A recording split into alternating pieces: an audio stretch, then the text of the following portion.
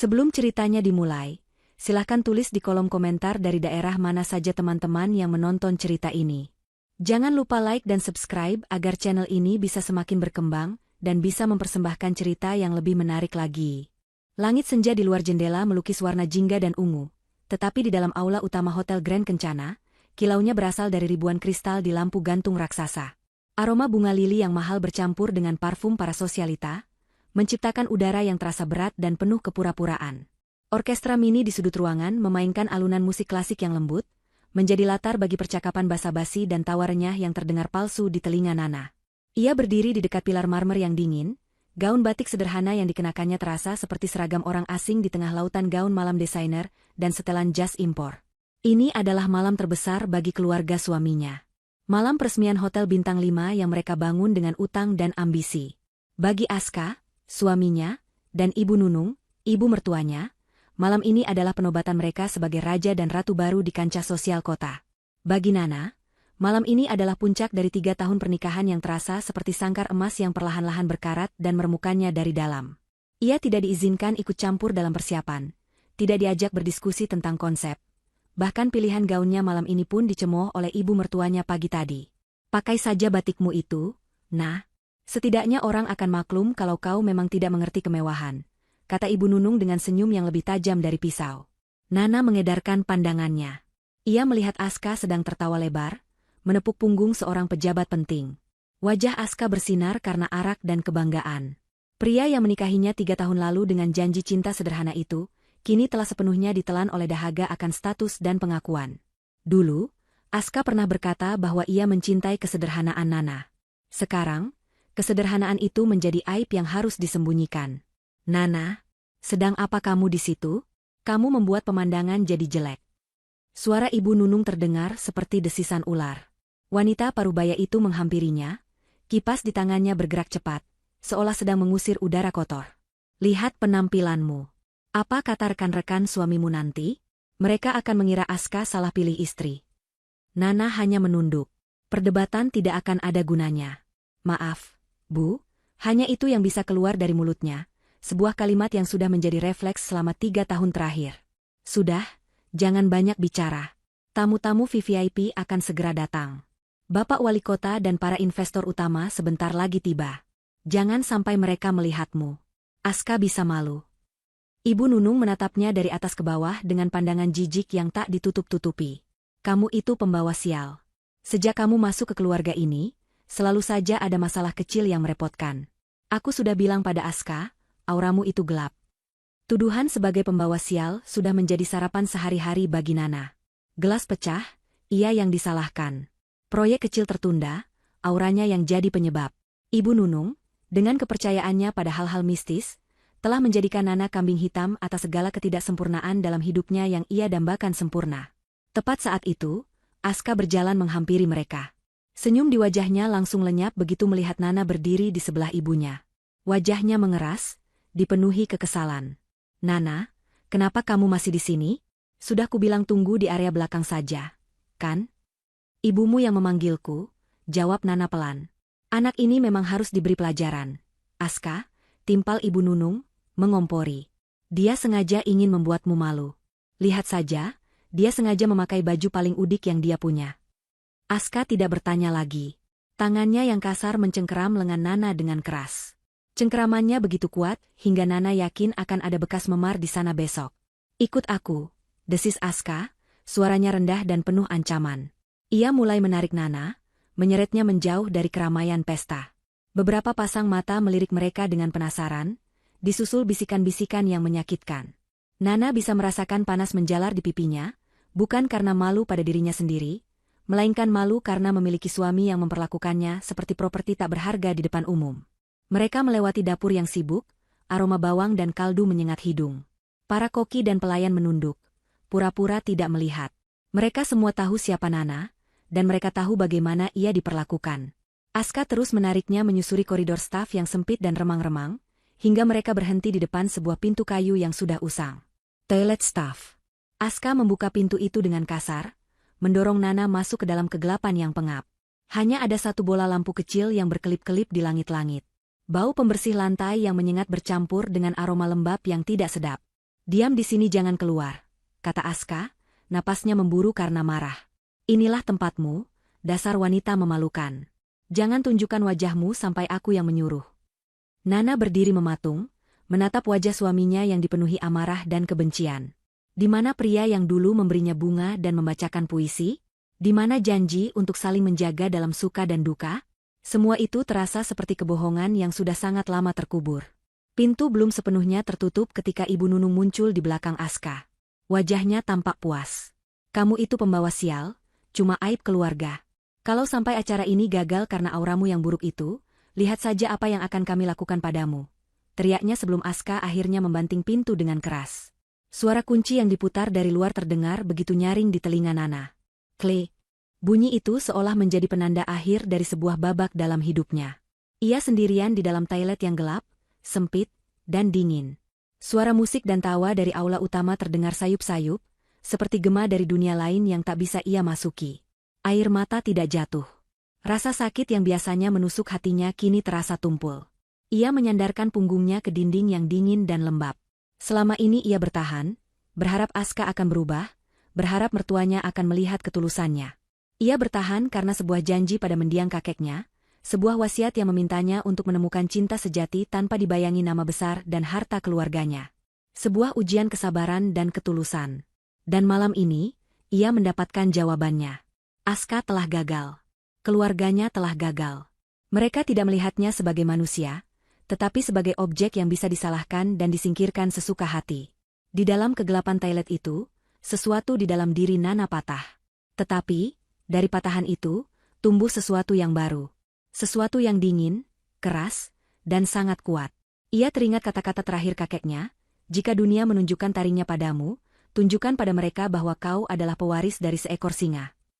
Sebuah senyum tipis yang sama sekali tidak menunjukkan kehangatan terukir di bibirnya. Senyum yang dingin dan penuh perhitungan. Akan kubalik semua perkataan kalian, bisiknya pada keheningan. Ia tidak akan menangis. Ia tidak akan meratap. Ia akan memastikan mereka menelan setiap hinaan yang pernah mereka lontarkan. Mereka menguncinya di sini, menganggapnya sampah. Mereka tidak tahu, mereka baru saja mengunci seekor singa betina di dalam kandang yang salah. Tepat saat gumaman itu berakhir, sebuah suara yang aneh mulai terdengar dari luar. Bukan suara musik orkestra atau tawa para tamu. Ini adalah suara deru mesin yang dalam, berat, dan serempak. Deru beberapa mobil bertenaga besar yang mendekat dengan cepat. Suara itu begitu kuat, hingga seolah menggetarkan lantai marmer di bawah kakinya. Musik di aula utama tiba-tiba berhenti, seolah sang konduktor kehilangan konsentrasinya. Tawa dan percakapan para tamu mendadak senyap, tergantikan oleh keheningan yang tegang dan penuh tanda tanya. Sesuatu yang besar akan terjadi. Dan Nana, di dalam toilet yang gelap itu, tahu persis apa itu. Waktunya telah tiba. Keheningan yang menyelimuti aula utama Hotel Grand Kencana terasa jauh lebih berat daripada suara musik paling megah sekalipun. Semua orang, dari pelayan hingga para pejabat, menoleh ke arah pintu masuk utama yang terbuat dari kaca tebal. Di luar, langit sudah sepenuhnya gelap, menjadikan pemandangan yang tersaji semakin dramatis. 5 sedan hitam legam berhenti dalam formasi sempurna di depan lobi. Mobil-mobil itu bukan merek mewah biasa yang sering seliweran di kalangan elit kota. Ini adalah merek Eropa yang dibuat khusus berdasarkan pesanan, dengan kaca gelap yang mustahil ditembus pandangan, memancarkan aura kekuasaan dan intimidasi yang sunyi. Pintu kelima mobil itu terbuka secara bersamaan dengan presisi yang terlatih. Dari setiap mobil, keluarlah pria-pria tegap berjas hitam, berkemeja putih, dan berdasi senada. Mereka bergerak tanpa suara, membentuk barisan di kedua sisi pintu utama. Mereka bukan pengawal biasa. Postur dan tatapan mata mereka menunjukkan disiplin dan profesionalisme tingkat tinggi, lebih mirip agen rahasia daripada penjaga keamanan. Kemudian, pintu belakang mobil yang berada di tengah formasi dibuka oleh salah seorang dari mereka. Semua napas seolah tertahan. Perlahan, sesosok pria tua melangkah keluar. Usianya mungkin sekitar 70-an, dengan rambut seputih salju yang disisir rapi ke belakang. Ia mengenakan setelan 3 potong berwarna abu-abu tua yang dijahit dengan sempurna, menempel di tubuhnya yang masih tegap. Wajahnya dipenuhi guratan pengalaman, tetapi matanya tajam seperti elang, memancarkan kecerdasan dan wibawa yang membuat siapapun merasa kecil di hadapannya. Pria itu adalah Bapak Wijoyo. Aska dan ayahnya, Bapak Hartono, adalah yang pertama pulih dari keterkejutan. Mengira rombongan ini adalah delegasi investor asing yang sangat penting, Mereka bergegas maju untuk menyambut. Wajah tegang Aska seketika diubah menjadi senyum lebar yang dipaksakan. Selamat datang di Grand Kencana. Sebuah kehormatan besar bagi kami menerima kunjungan Anda. Saya Aska, pemilik hotel ini, katanya dengan nada yang dibuat seramah mungkin sambil mengulurkan tangan. Bapak Wijoyo bahkan tidak melirik uluran tangannya. Ia terus berjalan masuk ke lobi, matanya yang dingin memindai setiap sudut ruangan dan setiap wajah dengan tatapan menilai. Keheningan terasa begitu pekat, hanya suara langkah kakinya yang berwibawa di atas lantai marmer yang terdengar menggema. Aska dan ayahnya membeku di tempat. Tangan mereka masih terulur di udara, sebuah pemandangan canggung yang disaksikan oleh ratusan tamu. Penghinaan sunyi itu terasa lebih menampar daripada 1000 makian. Bapak Wijoyo berhenti tepat di tengah ruangan, di bawah lampu kristal utama. Timnya yang berjas hitam berdiri siaga di belakangnya, menciptakan benteng manusia yang tak tertembus. Ia mengamati para tamu yang menatapnya dengan campuran rasa takut dan penasaran. Akhirnya, ia membuka suara.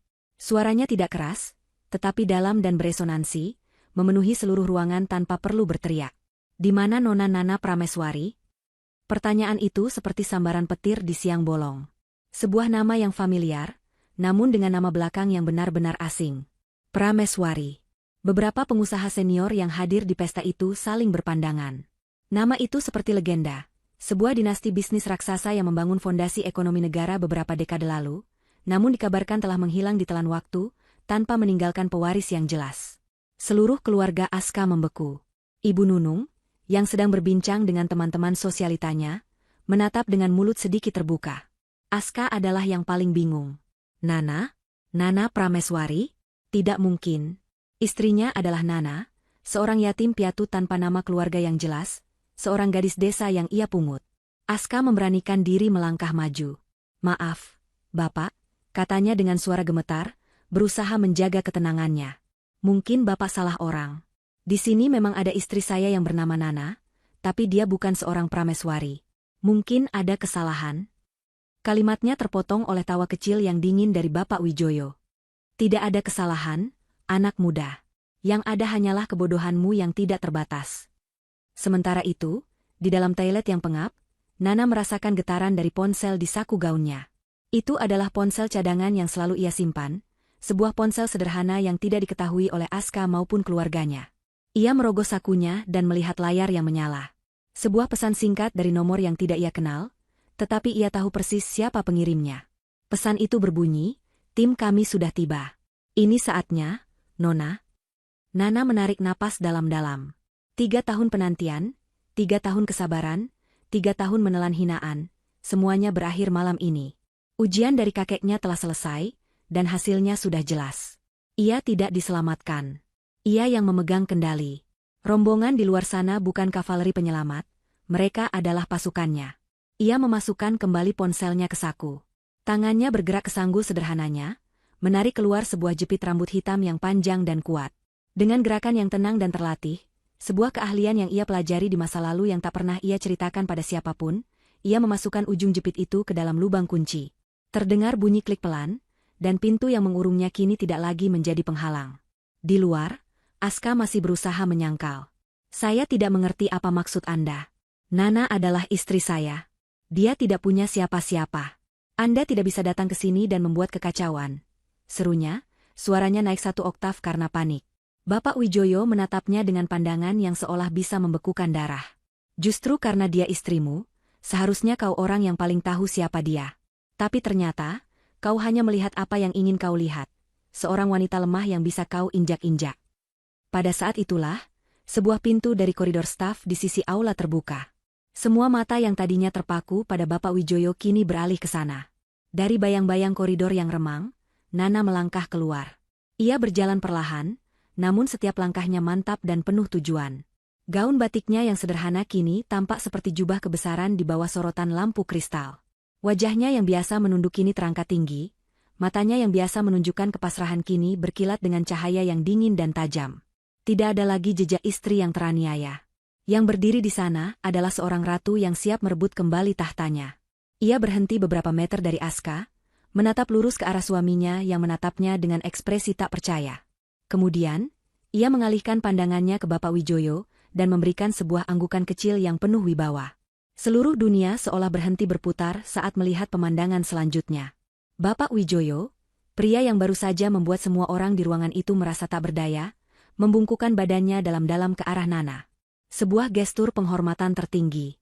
"Perintah Anda, Nona Nana," katanya dengan suara yang penuh hormat. Dunia seolah berhenti berputar pada porosnya. Suara denting sendok yang jatuh ke lantai terdengar, seperti lonceng gereja di tengah keheningan yang total. Ratusan pasang mata menatap pemandangan yang mustahil itu. Bapak Wijoyo, pria dengan aura kekuasaan yang membuat para jenderal dan menteri segan, kini membungkuk dalam-dalam di hadapan Nana, wanita yang beberapa menit lalu baru saja dikeluarkan dari toilet staff. Gestur itu adalah sebuah penobatan sunyi, sebuah pembalikan kekuasaan yang begitu absolut hingga terasa surreal. Aska menatap pemandangan itu dengan mata terbelalak, rahangnya ternganga. Otaknya yang dipenuhi alkohol dan arogansi mencoba memproses informasi yang tidak masuk akal ini. Nana, istrinya yang penurut, istrinya yang miskin, istrinya yang pembawa sial. Bagaimana mungkin? Ini pasti semacam lelucon. Semacam drama yang dirancang untuk mempermalukannya. "Nana, apa-apaan ini?" bisiknya, suaranya serak. Nana akhirnya mengalihkan pandangannya dari Bapak Wijoyo ke arah suaminya. Tatapannya tidak lagi mengandung cinta, takut, atau bahkan benci. Yang ada hanyalah kekosongan yang dingin, seolah ia sedang menatap orang asing yang tidak berarti apa-apa. "Kau bertanya apa-apaan ini, Aska?" jawabnya, suaranya tenang namun terdengar di seluruh penjuru aula. "Ini adalah kenyataan. Sesuatu yang tidak pernah mau kau lihat, karena kau terlalu sibuk dengan duniamu sendiri." Ia melangkah maju, sepatunya yang sederhana mengetuk lantai marmer dengan irama yang mantap. Setiap langkahnya seolah meninggalkan jejak tak terlihat dari kekuatan yang baru saja ia lepaskan. Ia berhenti tepat di depan Aska. "Kau bertanya siapa pria ini?" lanjutnya, menunjuk Bapak Wijoyo dengan dagunya. "Dia adalah wali yang ditunjuk oleh kakekku untuk menjagaku dan seluruh warisannya. Dia adalah orang yang memastikan aku aman, bahkan ketika aku berada di bawah atap yang sama dengan serigala berbulu domba." "Kakekmu?" Ibu Nunung akhirnya menemukan suaranya, meski terdengar melengking aneh. "Kakekmu siapa? Jangan mengarang cerita kau, anak tidak tahu diuntung. Kau itu yatim piatu." Bapak Wijoyo menegakkan kembali tubuhnya. Wajahnya kini menampilkan ekspresi tegas seorang eksekutor. "Cukup," katanya, suaranya kembali menggelegar pelan. Waktu untuk kebohongan dan kepura-puraan sudah habis. Ia menatap berkeliling, ke arah para tamu yang kini berkerumun, menyaksikan drama ini lebih saksama daripada pertunjukan manapun. "Hadirin sekalian, atas nama Dewan Wali Amanat, saya akan meluruskan semuanya. Izinkan saya memperkenalkan kepada Anda, pewaris sah satu-satunya dari salah satu pilar ekonomi bangsa ini." Ia berhenti sejenak, membiarkan ketegangan mencapai puncaknya. "Perkenalkan, ini adalah Nona Nana Anindita Prameswari, cucu tunggal dari almarhum Taipan Adnan Prameswari, dan pemilik sah dari seluruh aset Prameswari Group." Jika sebelumnya suasana hening, kini keheningan itu berubah menjadi riuh rendah. Nama Adnan Prameswari adalah sebuah legenda. Sebuah nama dari masa lalu yang membangun kerajaan bisnis dari nol, meliputi perkebunan, pertambangan, properti, dan perbankan. Prameswari Group adalah raksasa yang tertidur. Kekayaan, old money, yang begitu besar hingga tak perlu lagi memamerkan diri. Banyak yang mengira dinasti itu telah berakhir, asetnya dikelola oleh Dewan Anonim. Kenyataan bahwa seorang pewaris tunggal yang hidup dan kini berdiri di antara mereka adalah sebuah guncangan yang luar biasa. Para pengusaha tua yang hadir di sana tanpa pucat pasi, tiba-tiba menyadari betapa kecilnya dunia mereka dibandingkan dengan kekuatan yang baru saja menampakkan diri. Bapak Wijoyo memberi isyarat dengan tangannya. Timnya yang berjas hitam segera bergerak dengan efisiensi yang senyap. Mereka menyebar ke seluruh penjuru aula, mendekati Aska, Bapak Hartono, dan manajer hotel. Di tangan mereka ada map-map tebal berwarna merah. "Sesuai dengan mandat yang kami pegang," lanjut Bapak Wijoyo, "kami di sini untuk menghentikan acara peresmian ilegal ini." "Ilegal?" teriak Bapak Hartono, ayah Aska. "Kami punya semua izinnya. Kami punya semua surat-suratnya." "Izin mungkin Anda punya," balas Bapak Wijoyo dengan nada dingin. "Tapi apakah Anda punya hak atas tanah tempat Anda berdiri sekarang?" Ia membuka sebuah map yang diserahkan oleh asistennya, menunjukkan sebuah dokumen dengan stempel-stempel resmi yang tampak tua namun terawat. Seluruh bidang tanah seluas 5 hektar tempat Hotel Grand Kencana ini dibangun adalah, dan selamanya merupakan, properti milik PT Bumi Lestari Abadi, salah satu anak perusahaan dari Prameswari Group. "Anda tidak membangun hotel, Tuan Hartono. Anda membangun sebuah struktur ilegal di atas tanah milik istri putra Anda sendiri, yang selama ini Anda hina dan Anda perlakukan seperti sampah. Ironi dari pernyataan itu begitu menusuk, hingga beberapa tamu terdengar terkesiap. Keluarga itu telah menghabiskan miliaran, berutang kemana-mana, untuk membangun monumen kesombongan mereka di atas tanah milik orang yang mereka anggap sebagai kesialan terbesar dalam hidup mereka. Aska tertawa. Tawa yang terdengar gila dan putus asa. Tidak mungkin. Ini tidak mungkin. Aku sudah memeriksa semua dokumen tanahnya. Ini semua bohong. Ia menunjuk ke arah Nana dengan jari gemetar. Dia pasti penipu. Dia perempuan licik dari desa yang bekerja sama dengan kalian untuk merebut hasil kerja kerasku. Dia pembohong. Itulah kalimat terakhir yang menyegel takdirnya. Bapak Wijoyo menatapnya dengan pandangan penuh belas kasihan. Hasil kerja kerasmu? Kau bahkan tidak tahu hari apa ini, bukan? Tanyanya pelan. Hari ini, tanggal 5 Oktober, adalah hari ulang tahun Nona Nana yang ke-30. Hari di mana, sesuai wasiat terakhir Tuan Adnan Prameswari, seluruh identitas dan aset warisannya secara hukum diserahkan penuh kepadanya. Ia melanjutkan, setiap katanya menjadi paku yang menancap di peti mati keluarga Aska. Wasiat itu juga memiliki satu klausul penting. Sebuah ujian. Tuan Adnan ingin cucunya menemukan pasangan yang tulus, yang mencintainya apa adanya, bukan karena nama atau hartanya. Karena itu, Nona Nana harus hidup dalam kesederhanaan sampai hari ini. Wasiat itu menyatakan bahwa jika pasangannya terbukti tulus dan menjaganya dengan baik, maka ia akan turut menikmati berkat dari Prameswari Group. Namun, Bapak Wijoyo menatap lurus ke mata Aska. Jika pasangannya terbukti serakah, tidak tulus, dan menyakitinya, maka wali amanat diberi kuasa penuh untuk turun tangan dan melindungi Nona Nana beserta seluruh asetnya. Malam ini, Tuan Aska, dengan mengunci istri Anda di dalam toilet dan menyebutnya aib, Anda tidak hanya menunjukkan sifat asli Anda. Anda baru saja secara resmi memenuhi klausul terakhir dari wasiat itu. Anda telah gagal dalam ujian ini dengan cara yang paling menyedihkan. Selamat, Anda telah kehilangan segalanya. Dunia Aska runtuh. Kakinya terasa lemas hingga ia nyaris jatuh. Semua tatapan di ruangan itu kini tertuju padanya, bukan lagi dengan kekaguman, tetapi dengan cemoohan dan rasa jijik. Ia bukan lagi sang pangeran di malam penobatannya. Ia hanyalah seorang pria bodoh yang baru saja membuang berlian karena mengiranya kerikil. Dan Nana, istrinya, hanya berdiri di sana, menatapnya dengan tenang saat dunianya hancur berkeping-keping. Pikiran Nana melayang, menembus kekacauan di aula utama. Wajah Aska yang pucat dan penuh kengerian itu perlahan memudar, digantikan oleh bayangan wajah pria yang sama 3,5 tahun yang lalu. Pria dengan senyum hangat dan tatapan mata yang seolah bisa melihat langsung ke dalam jiwanya. Saat itu, Nana sedang menjadi sukarelawan di sebuah pameran buku bekas untuk amal. Ia sedang menata buku-buku di rak paling bawah, ketika sebuah suara ramah menyapanya. Butuh bantuan? Itulah Aska. Bukan Aska yang berdiri di hadapannya sekarang, yang serakah dan kejam. Tapi Aska yang dulu, seorang manajer pemasaran junior yang ambisius namun tampak tulus. Ia membantunya menata buku. Mereka berbicara tentang penulis favorit, tentang mimpi dan harapan. Aska tidak bertanya siapa keluarganya atau di mana ia tinggal. Ia tampak tertarik pada pemikiran Nana, pada tawa Nana. Selama berbulan-bulan setelah pertemuan pertama itu, Nana merasa telah menemukan apa yang ia cari. Ia menemukan seseorang yang melihat Nana, bukan Prameswari. Ia hidup di sebuah rumah kontrakan sederhana di pinggir kota, menerima uang saku bulanan dari Dewan Wali yang jumlahnya cukup untuk hidup layak, namun jauh dari kemewahan. Itu adalah bagian dari wasiat kakeknya, Tuan Adnan Prameswari. Di ranjang kematiannya, kakeknya menggenggam tangannya dan berpesan, harta bisa membeli segalanya, kecuali ketulusan. Kakek sudah membangun benteng untuk melindungimu dari dunia, tapi kakek tidak mau kau hidup kesepian di dalamnya. Carilah seseorang yang mau memayungimu saat hujan, bukan seseorang yang hanya mau berteduh di bawah payungmu saat badai. Ujian ini adalah untukmu, dan untuknya. Maka, Nana menjalani hidupnya dalam penyamaran. Ia jatuh cinta pada Aska, pada pesonanya, pada janjinya untuk membangun masa depan bersama dari nol.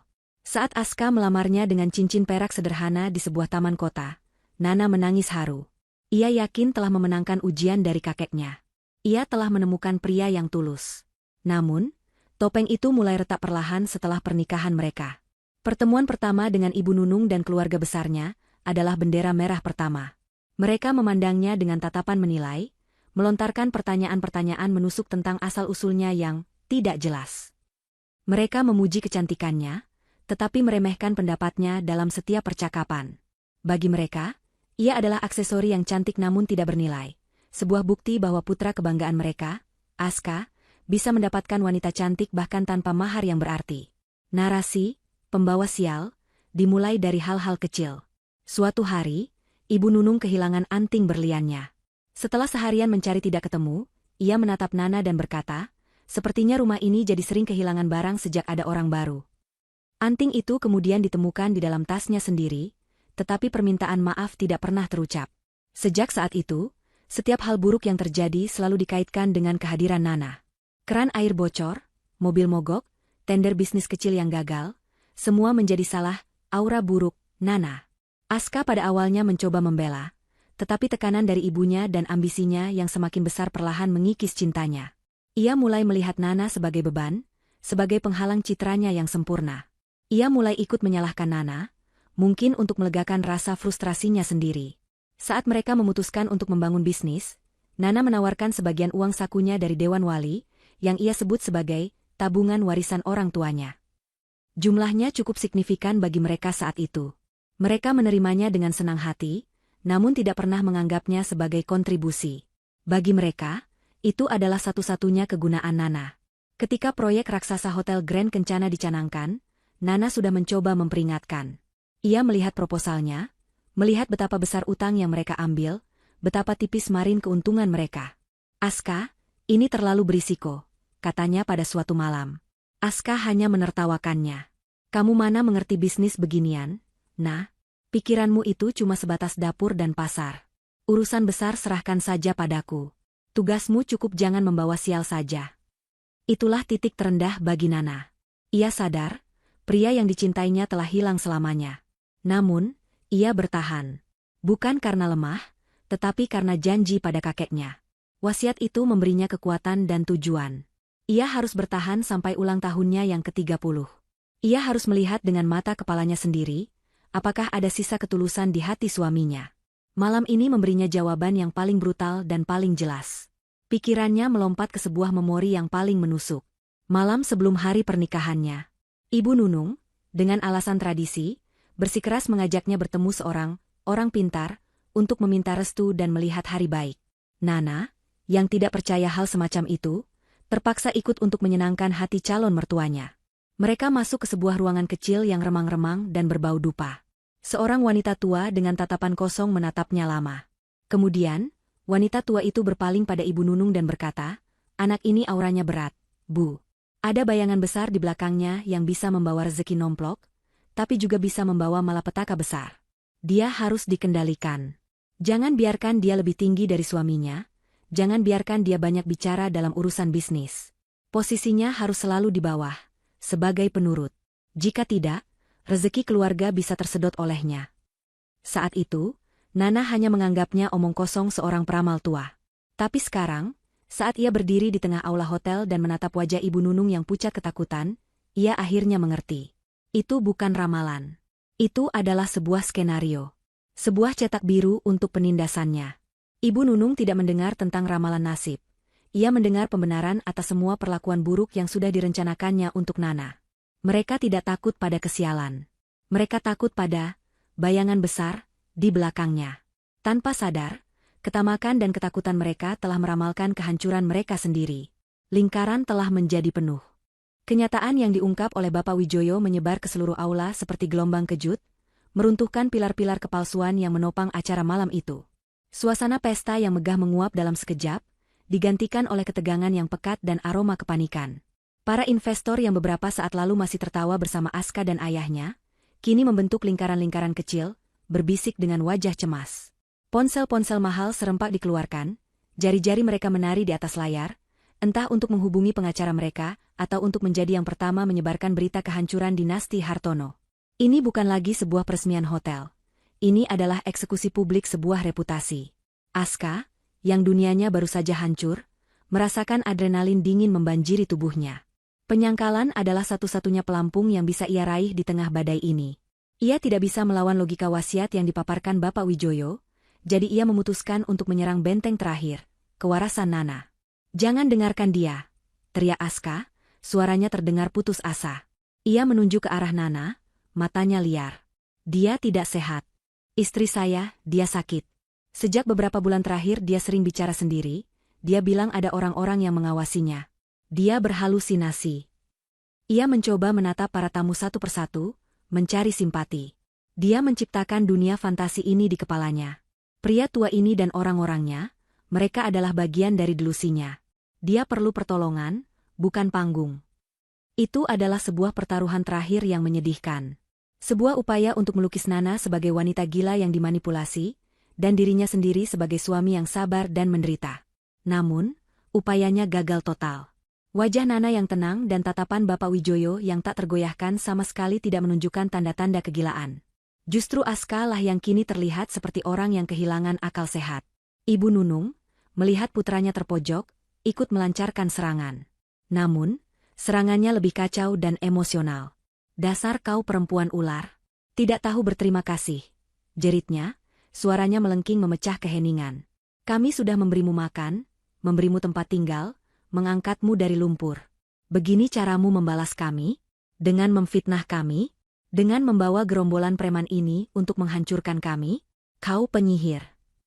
Histeria mereka menjadi kontras yang tajam dengan ketenangan absolut dari tim Prameswari Group. Sementara Aska dan ibunya berteriak-teriak, orang-orang berjas hitam itu bergerak dengan efisiensi robotik. Dua orang di antara mereka dengan sopan namun tegas mulai mempersilakan para tamu untuk meninggalkan ruangan. Hadirin sekalian, demi keamanan dan kelancaran proses hukum, kami mohon Anda untuk segera mengosongkan area ini, kata salah satu dari mereka melalui pengeras suara kecil. Yang lain mulai memasang pita segel berwarna kuning di pintu-pintu masuk utama, dengan tulisan tebal, aset di bawah pengawasan hukum Prameswari Group. Dilarang melintas. Simbol-simbol kekuasaan keluarga Hartono dilucuti satu persatu di depan mata mereka. Para pelayan hotel yang tadinya melayani mereka dengan hormat, kini berdiri di sudut dengan tatapan bingung dan takut. Orkestra sudah lama berhenti bermain. Para musisinya diam-diam membereskan peralatan mereka, ingin segera pergi dari tempat terkutuk itu. Kekuasaan keluarga Hartono ternyata hanyalah ilusi, sebuah istana pasir yang kini tersapu oleh gelombang pasang kenyataan. Bapak Hartono, yang sejak tadi hanya diam dengan wajah pucat, akhirnya mencoba menggunakan logikanya. Ia mendekati Bapak Wijoyo, berusaha terdengar tenang meski suaranya bergetar. Baik, baik, katanya.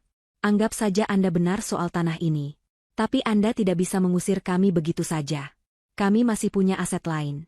Bisnis kami yang lain masih berjalan. Kami akan selesaikan ini lewat pengadilan. Bapak Wijoyo menatapnya dengan senyum tipis yang sama sekali tidak ramah. Tuan Hartono, Anda sepertinya masih belum mengerti skala permasalahan Anda.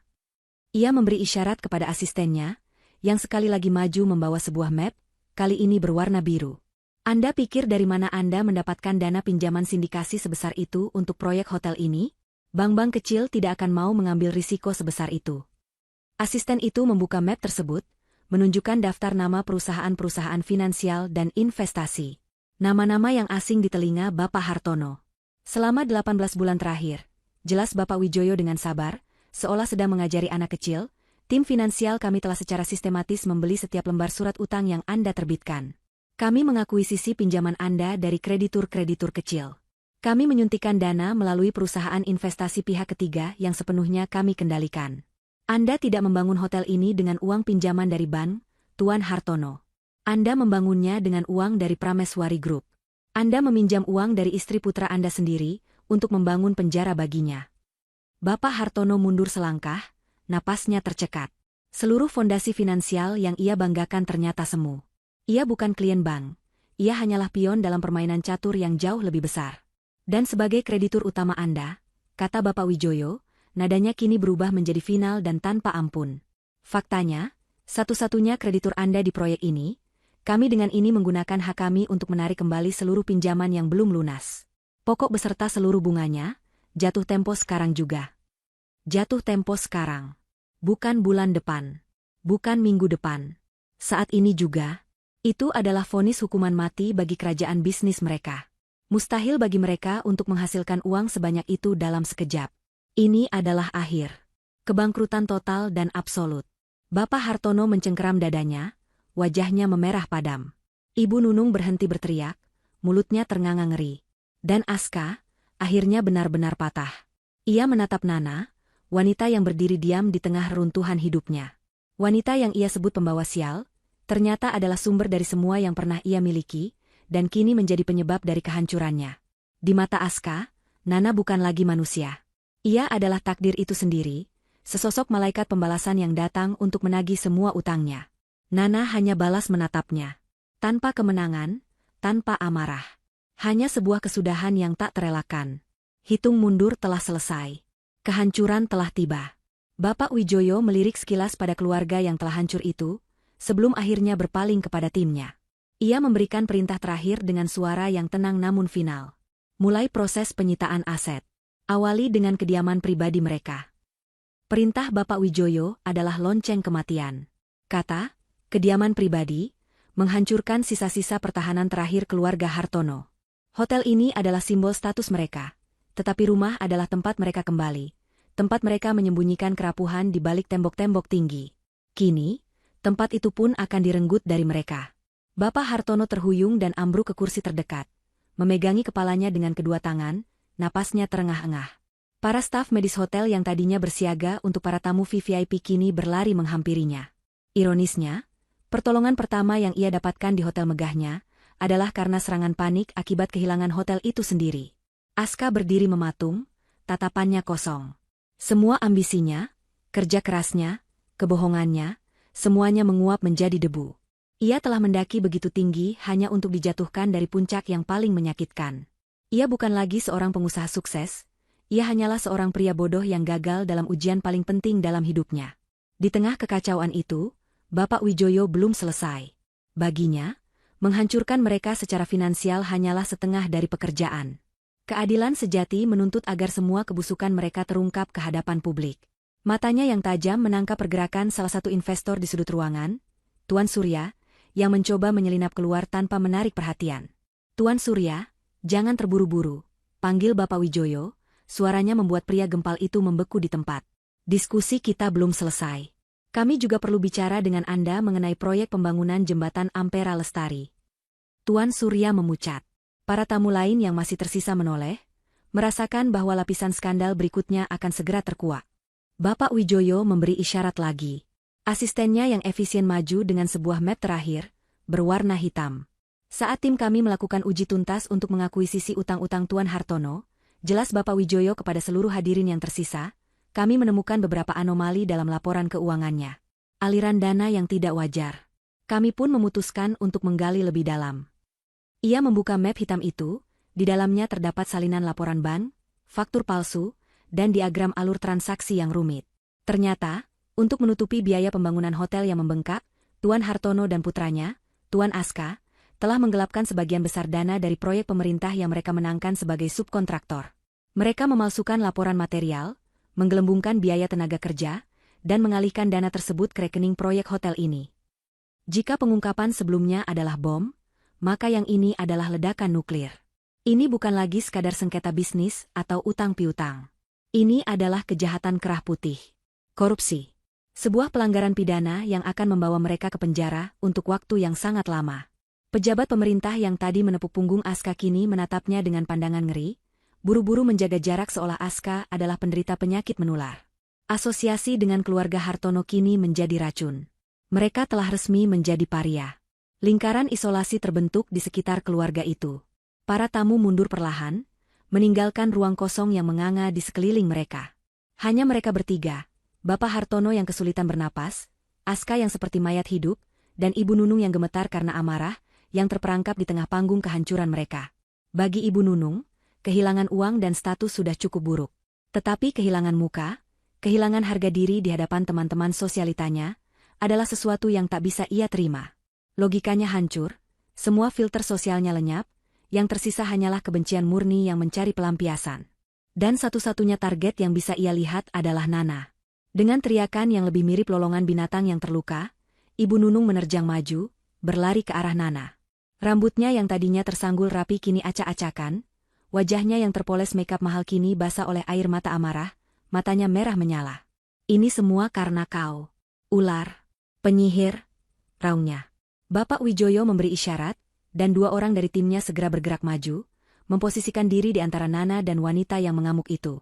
Sudah kuduga sejak awal, jerit Ibu Nunung, meronta-ronta dalam pegangan kedua pria berjas itu. Orang pintar itu sudah bilang kau ini kutukan. Kau pembawa sial yang harus dikendalikan. Kenapa tidak kami buang saja kau dulu ke laut? Kenapa? Sebuah pengakuan. Di hadapan puluhan saksi, di tengah kehancurannya, Ibu Nunung baru saja mengakui semuanya. Ia mengakui bahwa perlakuannya pada Nana selama ini bukanlah sekadar ketidaksukaan biasa. Itu adalah sebuah kampanye kebencian yang terencana, yang didasari oleh tahayul dan nasihat seorang dukun. Ia mengakui bahwa ia melihat menantunya bukan sebagai manusia, tetapi sebagai sebuah kutukan yang harus ditaklukkan. Aib yang selama ini mereka simpan rapat di dalam tembok rumah mereka, kini ia muntahkan sendiri di depan umum. Aska menatap ibunya dengan ngeri. Ia sadar, ibunya baru saja memberikan senjata pamungkas ke tangan musuh mereka. Nana berdiri tak bergerak, menatap wanita yang telah menyiksanya secara mental selama 3 tahun. Ia tidak merasakan takut. Ia tidak merasakan kemenangan. Ia hanya merasakan kehampaan yang luar biasa. Wanita yang di hadapannya kini terlihat begitu kecil, begitu menyedihkan. Semua kekuatan dan arogansinya hanyalah cangkang tipis yang kini telah pecah berkeping-keping. Akhirnya, Nana angkat bicara. Suaranya tidak keras, tetapi terdengar jelas, memotong jeritan-jeritan Ibu Nunung yang mulai melemah. Ia menatap lurus ke mata basah ibu mertuanya. Setelah semua ini terungkap, Bu, katanya dengan nada yang tenang dan menusuk. Siapa Aib yang sebenarnya? Pertanyaan itu menggantung di udara. Sebuah gema dari hinaan yang pernah mereka lontarkan, kini kembali menghantam mereka dengan kekuatan 1000 kali lipat. Tidak ada yang menjawab. Karena semua orang di ruangan itu kini tahu jawabannya.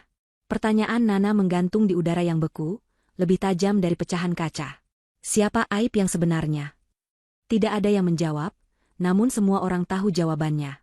Jawaban itu terlukis di wajah Ibu Nunung yang kini kosong melompong, di bahu Bapak Hartono yang terkulai kalah, dan di mata Aska yang hampa. Aib itu bukan lagi seorang wanita bergaun batik sederhana, melainkan sebuah keluarga yang keserakahannya baru saja ditelanjangi di hadapan seluruh dunia.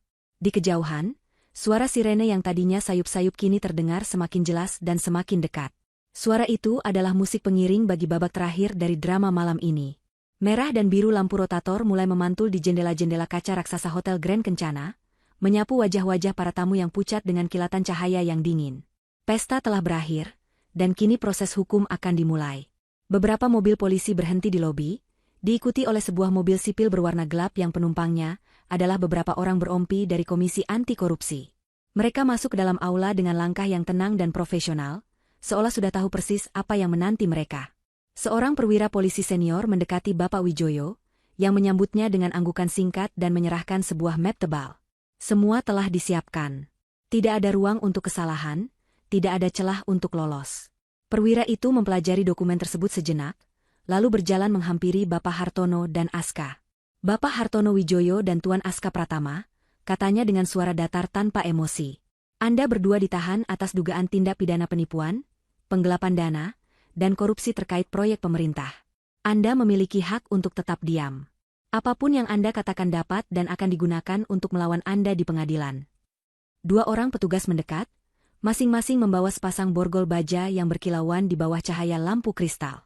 Suara, klik, yang terdengar saat borgol itu mengunci pergelangan tangan Bapak Hartono dan Aska menjadi suara penutup dari semua mimpi dan ambisi mereka. Simbol status yang paling mereka dambakan kini tergantikan oleh simbol kejahatan yang paling memalukan. Prosesi penangkapan itu berjalan dengan cepat dan sunyi. Tidak ada perlawanan. Energi keluarga itu telah habis terkuras. Mereka digiring keluar dari mahakarya mereka yang gagal, melewati sisa-sisa tamu yang menatap dengan campuran rasa ngeri dan kasihan. Para wartawan yang entah bagaimana telah mendapatkan informasi, kini berkerumun di luar lobi. Blitz kamera menyala bertubi-tubi, mengabadikan wajah-wajah keluarga terhormat itu yang kini tertunduk dalam kehinaan. Momen kejatuhan mereka akan menjadi sampul utama berita besok pagi. Saat Aska digiring melewati tempat Nana berdiri, ia berhenti sejenak. Polisi yang memegangnya menarik lengannya, tetapi Aska menahannya. Matanya yang tadinya kosong kini menyala dengan percikan terakhir dari keputusasaan. Ia menatap Nana, bukan lagi dengan amarah, melainkan dengan permohonan yang paling dalam. Nana, sayang, bisiknya, suaranya parau. Kata panggilan, sayang, yang sudah lama tidak ia ucapkan itu kini terdengar begitu palsu dan menyedihkan. Tolong aku, aku mohon. Kamu punya kuasa sekarang. Kamu bisa hentikan semua ini. Katakan pada mereka ada kesalahpahaman. Nana hanya diam menatapnya. Aku minta maaf. Nah, aku benar-benar minta maaf. Lanjutnya, air mata mulai menggenang di pelupuk matanya. Air mata penyesalan, bukan karena telah menyakiti Nana, tetapi karena telah tertangkap. Aku salah. Aku hilaf. Aku terlalu mendengarkan ibu. Tapi aku masih suamimu, Nah. Ingat janji kita? Di saat suka dan duka? Tolong aku demi masa lalu kita. Ia mencoba meraih tangan Nana, tetapi borgol di tangannya menghalanginya. Sebuah gestur yang sia-sia dan menyedihkan. Ia memohon pada wanita yang sama, yang beberapa jam lalu ia dorong ke dalam toilet gelap dan ia sebut sebagai Aid. Nana akhirnya bergerak. Ia melangkah mendekat, begitu dekat hingga ia bisa mencium aroma ketakutan yang menguar dari tubuh suaminya. Para petugas dan Bapak Wijoyo mengawasinya, memberinya ruang untuk momen terakhir ini. Nana menatap lurus ke dalam mata Aska yang memohon. Masa lalu kita, balas Nana, suaranya terdengar pelan, nyaris seperti bisikan, namun setiap katanya tajam seperti belati es. Masa lalu yang mana, Aska? Saat kau membiarkan ibumu memakiku setiap hari? Atau saat kau menggunakan uangku untuk membangun bisnismu lalu menganggapku tidak berguna? Atau mungkin masa lalu beberapa jam yang lalu, saat kau mendorongku ke dalam kegelapan? Ia berhenti sejenak, lalu menunduk sedikit untuk melihat borgol yang melingkari tangan Aska. Kau bilang tempatku di toilet. Tempat yang gelap dan memalukan, bisiknya. Sekarang lihatlah tempatmu, berlutut di kakiku dengan tangan terborgol di depan semua orang. Katakan padaku, Aska, siapa yang lebih memalukan sekarang? Aska gemetar, tak sanggup menjawab. Wajahnya pucat pasi. Nana kemudian beralih menatap Ibu Nunung, yang sedang menangis terseduh-seduh di pelukan kerabatnya. Dan Anda, Bu, kata Nana, suaranya kembali normal namun tetap dingin. Anda bilang saya pembawa sial. Tapi lihat, keserakahan kalianlah yang membawa polisi ke pintu kalian. Jadi, siapa pembawa sial yang sebenarnya? Setelah mengucapkan kalimat itu, Nana tidak menunggu jawaban. Ia berbalik badan, punggungnya lurus dan tegap. Ia berjalan menjauhi mereka, menjauhi reruntuhan pernikahannya, tanpa menoleh ke belakang sedikitpun. Ia tidak perlu melihat mereka dimasukkan ke dalam mobil polisi. Ia tidak perlu mendengar tangisan Ibu Nunung yang semakin menjadi-jadi. Baginya, babak itu sudah benar-benar berakhir. Ia berjalan ke sisi Bapak Wijoyo, yang menatapnya dengan anggukan penuh hormat. Bersama, mereka berdiri menatap ke dalam aula yang kini kosong, yang disegel oleh pita kuning polisi. Hotel megah itu, simbol dari semua penderitaan dan penghinaannya, kini berdiri sunyi dan gelap. Karma bukanlah sebuah konsep abstrak. Karma adalah kenyataan. Dan malam ini, kenyataan itu terasa begitu brutal, begitu adil, dan begitu final. 6 bulan kemudian, angin musim kemarau meniupkan debu-debu konstruksi di pelataran gedung yang pernah bernama Hotel Grand Kencana. Langit biru cerah menjadi saksi bisu atas transformasi yang luar biasa. Kerangka bangunan yang tadinya disiapkan untuk menjadi simbol kemewahan dan kesombongan, kini sedang dibentuk ulang menjadi sesuatu yang sama sekali berbeda. Di lantai teratas, di ruangan yang tadinya akan menjadi penthouse pribadi keluarga Hartono, Nana berdiri di depan jendela kaca raksasa, menatap ke arah kota yang terhampar di bawahnya. Penampilannya telah berubah. Gaun batik sederhana telah digantikan oleh kemeja sutra dan celana bahan berwarna gading yang tampak elegan dan profesional. Rambutnya yang dulu sering digelung seadanya, kini dipotong sebahu dengan gaya modern yang membingkai wajahnya yang tampak lebih tegas dan percaya diri. Wanita yang dulu menunduk saat berbicara, kini adalah pemimpin dari Prameswari Group, sebuah imperium bisnis yang ia kemudikan dengan tangan yang mantap. Setelah malam peresmian yang kacau itu, Nana dihadapkan pada pilihan. Tim hukumnya menyarankan agar gedung hotel setengah jadi itu dijual saja untuk menutup kerugian dan menghapus jejak kenangan buruk. Namun, Nana menolak. Menghancurkan atau menjualnya terasa seperti sebuah pelarian. Ia memilih jalan yang lebih sulit, namun lebih bermakna. Ia memutuskan untuk membangun kembali di atas reruntuhan. Proyek ambisius itu ia namai Wisma Prameswari. Fungsinya diubah total. Lobi utama yang megah tidak akan lagi diisi oleh sosialita, melainkan akan menjadi ruang penerimaan yang hangat bagi para perempuan korban kekerasan dalam rumah tangga. Ratusan kamar mewah yang tadinya disiapkan untuk para tamu kaya, kini diubah menjadi unit-unit tempat tinggal yang aman dan nyaman bagi para penghuninya. Aula utama tempat ia dihina, kini sedang direnovasi menjadi pusat pelatihan keterampilan terbesar di kota itu, dengan kelas-kelas mulai dari pemrograman komputer, desain grafis, manajemen keuangan, hingga seni kuliner. Tujuannya satu, memberikan para wanita itu alat untuk bisa berdiri di atas kaki mereka sendiri, untuk merebut kembali kemandirian dan harga diri mereka. Progresnya berjalan sesuai jadwal. Nona Nana, suara Bapak Wijoyo membuyarkan lamunannya. Pria tua itu berdiri di belakangnya, senyum bangga tersungging di wajahnya. Para arsitek dan kontraktor bekerja dengan sangat baik. Mereka memahami visi Anda. Ini bukan hanya visi saya, Pak Wijoyo, jawab Nana, berbalik menghadap walinya. Ini adalah warisan dari kakek dan nenek. Kakek membangun benteng bisnis ini untuk melindungi keluarga, dan nenek mendedikasikan hidupnya dalam diam untuk membantu mereka yang lemah. Saya hanya menyatukan kedua warisan itu. Setelah mengambil alih perusahaan, Nana menemukan catatan-catatan harian neneknya. Di sanalah ia menemukan kisah tersembunyi tentang bagaimana neneknya, istri seorang taipan besar, juga pernah merasakan kesepian dan penderitaan dalam sangkar emas. Neneknya secara diam-diam sering menyumbangkan dana pribadinya untuk rumah-rumah aman kecil yang tersebar di berbagai kota. Proyek Wisma Prameswari ini adalah cara Nana untuk melanjutkan perjuangan sunyi neneknya dalam skala yang jauh lebih besar. Mereka berjalan menyusuri koridor yang masih setengah jadi. Nana menyapa para pekerja dengan ramah, menanyakan kabar mereka, dan mendengarkan penjelasan teknis dari kepala proyek dengan saksama. Ia bukan lagi seorang bos yang hanya duduk di menara gading. Ia turun langsung, memastikan setiap detail dikerjakan dengan hati. Ia ingin tempat ini menjadi sebuah mahakarya, bukan mahakarya kemewahan, tetapi mahakarya kemanusiaan. Perubahan dalam dirinya terasa begitu nyata. Ia tidak lagi ragu dalam mengambil keputusan. Ia memimpin rapat dewan direksi dengan percaya diri, menantang ide-ide lama, dan mendorong inovasi. Orang-orang di Prameswari Group pada awalnya mungkin meragukannya, melihatnya hanya sebagai pewaris yang beruntung. Namun, dalam 6 bulan, ia telah membuktikan kemampuannya. Ia memiliki intuisi bisnis yang tajam dari kakeknya, dipadukan dengan empati yang mendalam dari neneknya. Kombinasi yang membuatnya menjadi seorang pemimpin yang disegani sekaligus dicintai. Siang itu, setelah meninjau proyek, ia kembali ke kantor sementaranya. Ruangan itu adalah bekas kantor pemasaran Hotel Grand Kencana. Ia sengaja memilihnya, sebagai pengingat setiap hari tentang dari mana ia berasal dan seberapa jauh ia telah melangkah. Asistennya masuk, meletakkan setumpuk dokumen dan surat di atas mejanya. Ini surat untuk hari ini, Nona, katanya. Nana mengangguk dan mulai memilah-milah surat itu. Isinya sebagian besar adalah laporan bisnis, undangan acara amal, dan proposal kerjasama. Namun, di antara tumpukan amplop resmi itu, ada satu yang berbeda. Sebuah amplop coklat tipis, tanpa logo perusahaan, dengan tulisan tangan yang kasar dan sedikit gemetar. Nama dan alamatnya ditulis dengan tinta pulpen biru yang sederhana. Nana membalik amplop itu. Di sudut kiri atas, tertera alamat pengirim, lembaga pemasyarakatan kelas 1 jantungnya berhenti berdetak sejenak. Ia mengenali tulisan tangan itu.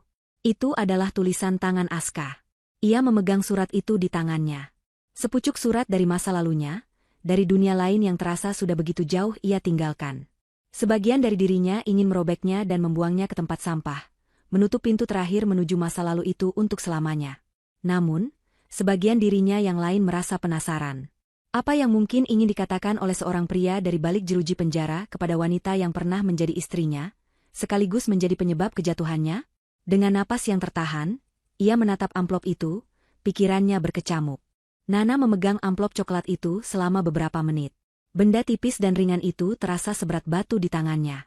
Di dalamnya ada suara dari masa lalu, suara dari seorang pria yang pernah menguasai dunianya, dan yang kini mendekam di dalam sel penjara. Sebagian dirinya, bagian yang pragmatis dan sudah melangkah maju, menyuruhnya untuk membakar surat itu tanpa membacanya. Tidak ada lagi yang perlu dikatakan. Semua sudah berakhir malam itu, 6 bulan yang lalu. Namun, ada bagian lain dari dirinya, bagian yang lebih dalam dan lebih kuno, yang mendambakan penutupan yang absolut. Ia perlu tahu, bukan karena peduli, tetapi untuk memastikan bahwa tidak ada lagi secuil pun ilusi yang tersisa. Dengan sebuah helaan napas panjang, ia mengambil pembuka surat dari mejanya, dan dengan rapi menyobek ujung amplop. Ia mengeluarkan selembar kertas bergaris yang dilipat dengan tergesa-gesa. Tulisan tangan Aska tampak lebih kacau dari yang ia ingat, seolah ditulis dengan emosi yang meluap-luap. Nana, sayangku, begitu tulisan di baris pertama. Panggilan itu tidak lagi menimbulkan kehangatan, hanya rasa aneh yang canggung. Ia melanjutkan membaca. Beberapa paragraf pertama dipenuhi dengan kata-kata penyesalan yang terdengar, seperti dihafal dari sebuah buku. Aska menulis tentang betapa ia merindukannya, tentang malam-malam tanpa tidur di selnya yang dingin, dihantui oleh kenangan wajah Nana. Ia meminta maaf atas semua yang terjadi, mengatakan bahwa ia telah dibutakan oleh ambisi dan tekanan dari keluarganya. Ia mencoba melukiskan dirinya sebagai korban keadaan, seorang pria yang tersesat. Nana membaca semua itu dengan ekspresi datar. Kata-kata itu terasa kosong. Sebuah pertunjukan yang ditulis untuk satu penonton, dengan harapan bisa mendapatkan simpati. Lalu, di halaman kedua, nada surat itu mulai berubah. Penyesalan yang dipaksakan itu perlahan-lahan terkikis, menampakkan lapisan kebencian dan menyalahkan yang ada di bawahnya. Aku tahu aku salah, tulis Aska, tapi apakah kau tidak punya salah sama sekali? Nah, kenapa kau tidak pernah jujur dari awal? Kenapa kau biarkan aku dan keluargaku percaya kau bukan siapa-siapa? Kau memasang perangkap untuk kami. Kau menikmati semua ini, kan? Melihat kami semua hancur sementara kau duduk di atas tahta emasmu. Kau sengaja membiarkanku gagal dalam ujian konyol kakekmu itu. Nana berhenti membaca sejenak. Jantungnya tidak sakit, tetapi perutnya terasa mual. Aska sama sekali tidak mengerti. Ia masih berpikir bahwa ini semua adalah tentang uang dan status. Ia tidak mengerti bahwa ujian itu adalah tentang karakter, tentang kebaikan, tentang cinta. Dan ia telah gagal bahkan sebelum nama Prameswari terungkap. Surat itu berlanjut dengan semakin banyak racun. Aska menyalahkan ibunya yang terlalu banyak menuntut, ayahnya yang pengecut, dan tentu saja, yang paling utama, ia menyalahkan Nana. Ia menyebut Nana dingin, pendendam, dan tidak punya hati. Ia menggambarkan dengan detail penderitaannya di penjara. Makanan yang menjijikan, kekerasan antar narapidana, rasa putus asa yang menggerogotinya setiap hari. Semua itu ditulis bukan sebagai pengakuan atas akibat perbuatannya, melainkan sebagai dakwaan atas apa yang telah Nana lakukan padanya. Surat itu berakhir dengan sebuah permohonan yang menyedihkan, meminta Nana untuk setidaknya mengiriminya uang atau menggunakan pengaruhnya untuk meringankan hukumannya. Aku masih suamimu secara hukum, tulisnya di kalimat terakhir. Setidaknya berikan aku belas kasihan. Nana meletakkan surat itu di atas meja. Tidak ada amarah. Tidak ada kesedihan. Yang ia rasakan hanyalah kelegaan yang luar biasa. Surat ini adalah hadiah terakhir dari Aska untuknya. Hadiah berupa pembebasan total. Setiap sisa keraguan, setiap molekul rasa kasihan yang mungkin masih tersimpan di sudut hatinya untuk pria yang pernah ia cintai, kini telah lenyap tanpa bekas. Aska tidak berubah. Ia tidak akan pernah berubah. Ia adalah sebuah lubang hitam egoisme, yang hanya bisa menyalahkan sekelilingnya atas kegelapan yang ia ciptakan sendiri. Dengan ketenangan yang mantap, Nana bangkit dari kursinya. Ia mengambil surat itu, berjalan ke sudut ruangannya di mana terdapat sebuah anglo tembaga kecil untuk aromaterapi. Ia mengambil sebuah pemantik api dari laci, dan tanpa ragu-ragu, ia menyulut ujung surat dari Aska. Api kecil berwarna jingga mulai menjalar, melahap kertas itu dengan cepat. Ia melihat tulisan tangan Aska menghitam, kata-kata penuh racun itu melengkung dan berubah menjadi abu. Ia sedang membakar jembatan terakhir menuju masa lalunya. Asap tipis yang naik ke udara terasa seperti pelepasan arwah yang terbelenggu. Setelah surat itu menjadi abu, Nana merasa sebuah babak dalam hidupnya benar-benar telah ditutup. Untuk menyempurnakan ritus ini, ia meminta asistennya untuk membawakan satu-satunya barang yang tersisa dari kehidupan lamanya. Sebuah kotak kayu berisi barang-barang pribadinya dari rumah Aska, yang telah disimpan di gudang selama berbulan-bulan. Ia duduk di lantai kantornya, membuka kotak itu. Di dalamnya ada beberapa album foto pernikahan mereka, wajah-wajah tersenyum yang kini terlihat seperti topeng. Ada beberapa hadiah kecil yang pernah Aska berikan di awal hubungan mereka. Satu persatu, Nana memilah barang-barang itu. Foto-foto itu akan ia buang. Barang-barang lainnya akan ia sumbangkan. Saat ia mengeluarkan album terakhir dari dasar kotak, jemarinya merasakan ada yang aneh dengan alasnya. Terasa tidak rata. Dengan sedikit rasa penasaran, ia mencongkel lapisan karton di dasar kotak itu. Ternyata itu adalah dasar palsu. Di bawahnya, tersembunyi sebuah benda yang tidak pernah ia lihat sebelumnya. Sebuah buku harian kecil bersampul kulit yang sudah usang, dengan tepian halaman yang sudah menguning. Bukan miliknya. Dengan tangan gemetar, ia membuka sampul depan buku itu. Di sana, tertera sebuah nama dalam tulisan tangan gaya lama yang anggun, milik Ratih Puspita. Nenek Aska. Dengan jantung berdebar, Nana membuka halaman pertama, merasa akan menemukan kepingan terakhir dari teka-teki yang menyelimuti keluarga itu. Malam telah larut. Lampu-lampu kota di luar jendela kantor Nana berkelip seperti lautan berlian yang tak terjangkau. Di dalam ruangan, hanya cahaya dari satu lampu meja yang menerangi wajah Nana, yang sedang menunduk serius, tenggelam dalam kata-kata yang ditulis setengah abad yang lalu. Buku harian Nenek Ratih adalah sebuah portal waktu, sebuah bisikan lirih dari masa lalu yang menceritakan sebuah kisah yang sangat familiar. Halaman-halaman awal dipenuhi dengan harapan dan kebahagiaan seorang pengantin muda. Ratih Puspita, seorang gadis dari keluarga terpandang namun sederhana, menulis tentang cintanya pada Tuan Hartono Senior, kakek Aska. Ia menulis tentang mimpinya untuk membangun keluarga yang hangat dan penuh tawa. Namun, seiring berjalannya waktu, nada tulisan itu berubah. Kegembiraan perlahan memudar, digantikan oleh kekecewaan dan kesedihan yang tersembunyi. Nana membaca dengan napas tertahan saat Ratih mulai menulis tentang ibu mertuanya, Buyut Aska. Wanita itu digambarkan sebagai sosok yang keras dan sangat dominan, yang merasa menantunya tidak sepadan dengan putranya yang berpendidikan tinggi. Lalu, Nana menemukan paragraf yang membuatnya merinding. Ratih menulis, "Hari ini ibu kembali menyalahkanku atas gagalnya kesepakatan bisnis ayah. Ibu bilang, sejak aku masuk rumah ini, selalu ada saja aral melintang. Katanya, mungkin, bawaanku kurang baik. Aku hanya bisa diam menelan tuduhan itu. Suamiku pun hanya diam." Jantung Nana serasa diremas. Pola yang sama.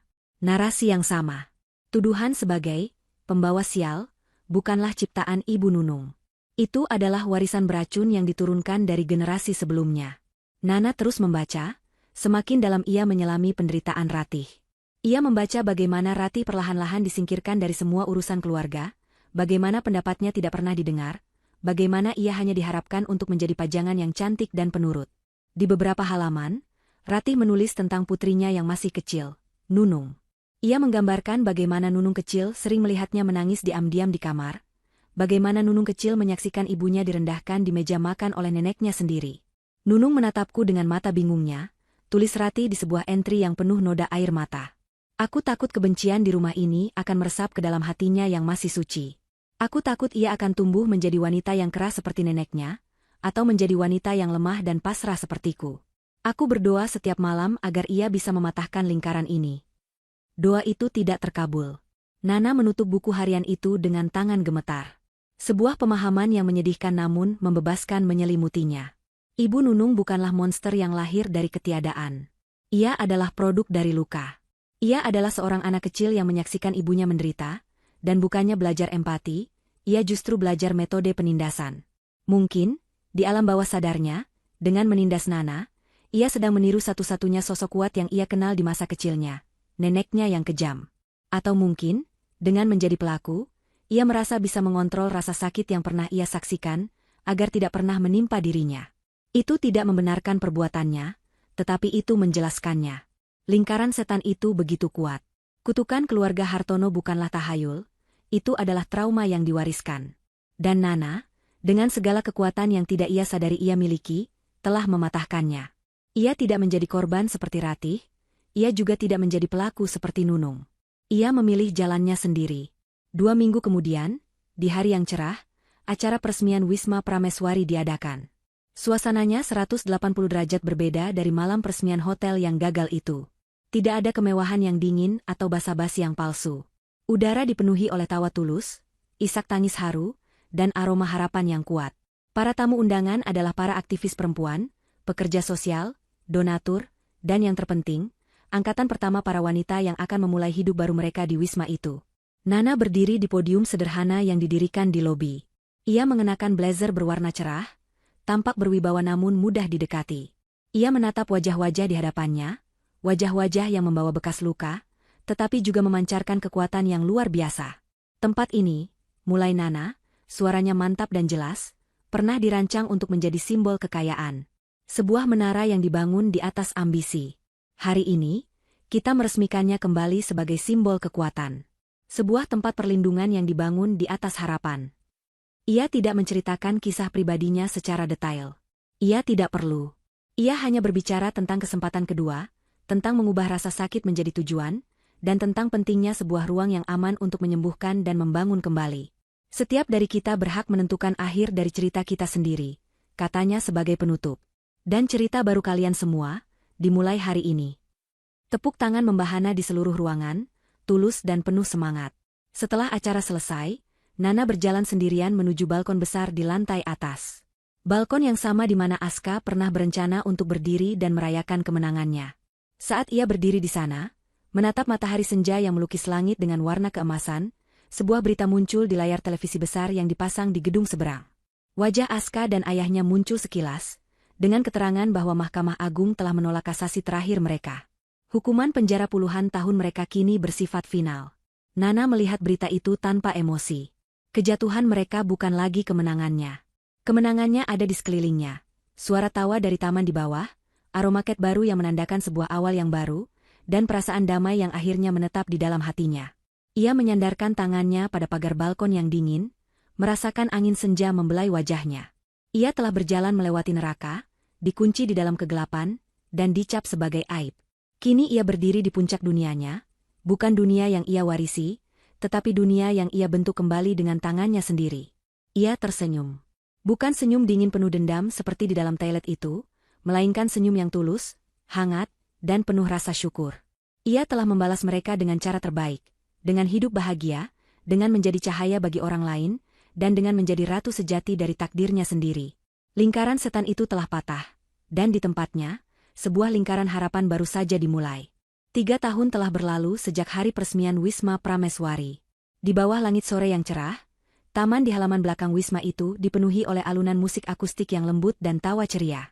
Sebuah panggung kecil didirikan di sudut, tempat beberapa perempuan secara bergantian menampilkan kebolehan mereka.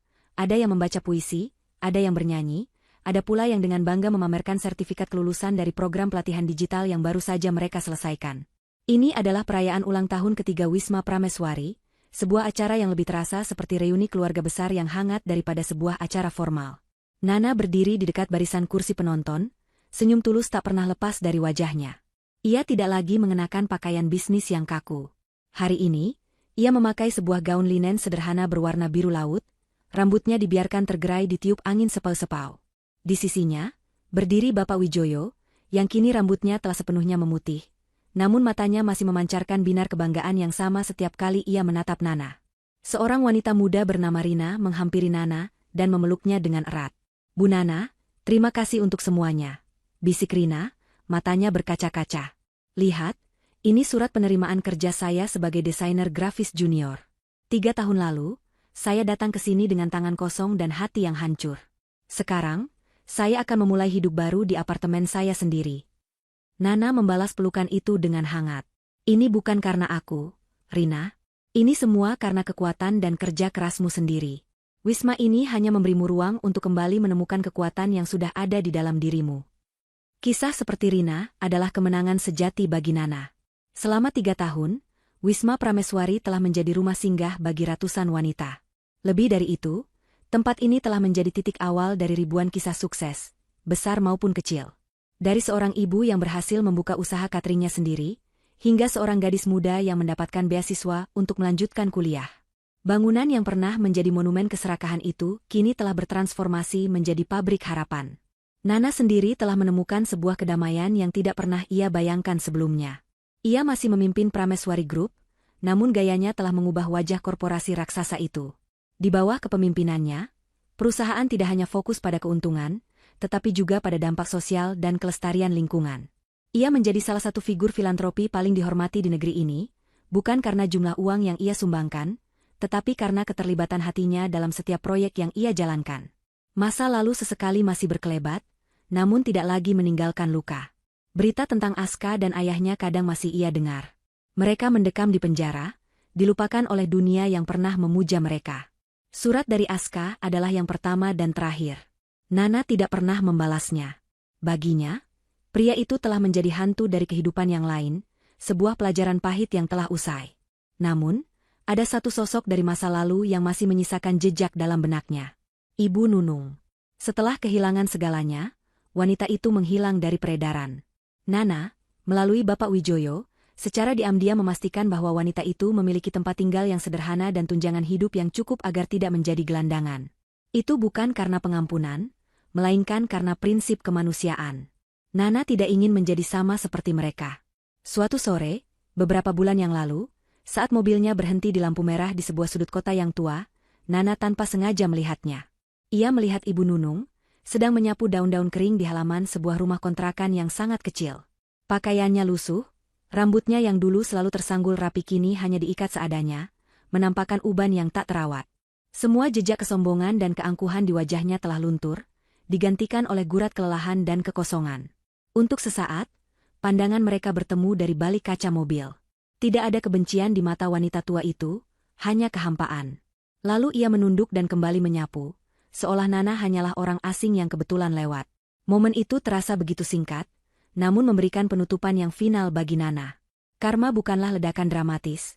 Terkadang ia adalah erosi yang sunyi, yang mengikis habis kesombongan hingga tak ada lagi yang tersisa. Melamun, sebuah suara lembut menyadarkannya. Seorang pria tersenyum di sampingnya, menyerahkan segelas es teh lemon. Namanya Reza, seorang arsitek sosial yang menjadi mitra Wisma Prameswari dalam membangun hunian terjangkau. Mereka bertemu setahun yang lalu dalam sebuah proyek kemanusiaan, dan sejak saat itu, hubungan mereka tumbuh perlahan, didasari oleh rasa saling menghormati dan visi yang sama. Reza tidak terintimidasi oleh nama besar Prameswari, ia justru terinspirasi oleh hati Nana. Hanya mengenang sedikit, jawab Nana sambil menerima minuman itu. Rasanya baru kemarin tempat ini hanyalah kerangka bangunan yang dingin. Dan lihat sekarang, kata Reza, matanya menyapu kerumunan yang penuh tawa. Kau tidak hanya membangun gedung, nah, kau membangun kembali kehidupan. Di kejauhan, Bapak Wijoyo tersenyum melihat mereka berdua. Tugasnya telah selesai. Wasiat dari sahabat sekaligus atasannya, Adnan Prameswari, telah terpenuhi dengan cara yang jauh melampaui harapan. Cucu yang ia jaga telah tumbuh menjadi singa betina yang tidak hanya mampu melindungi dirinya sendiri, tetapi juga kawanannya. Nana menatap ke arah panggung, di mana Rina dan teman-temannya kini sedang menari bersama dengan riang. Ia teringat pada buku harian Nenek Ratih, tentang doa sang nenek agar ada seseorang yang bisa mematahkan lingkaran setan di keluarganya. Malam itu, di kantornya, Nana menulis di halaman kosong terakhir buku harian itu, lingkaran itu telah patah, Nek. Dan di tempatnya, kami memulai lingkaran yang baru. Lingkaran harapan. Saat matahari terbenam di ufuk, memandikan taman itu dengan cahaya keemasan, Nana merasakan kebahagiaan yang utuh dan nyata. Kebahagiaan yang tidak datang dari harta warisan atau kemenangan atas musuh, melainkan dari apa yang telah ia ciptakan dari reruntuhan masa lalunya. Ia telah menemukan tempatnya, bukan di toilet yang gelap, bukan pula di singgasana yang sunyi, melainkan di tengah-tengah komunitas yang ia bangun dengan cinta, berdiri di samping orang-orang yang melihat dan mencintainya apa adanya. Ceritanya telah menemukan akhir yang sejati. Sebuah awal yang baru.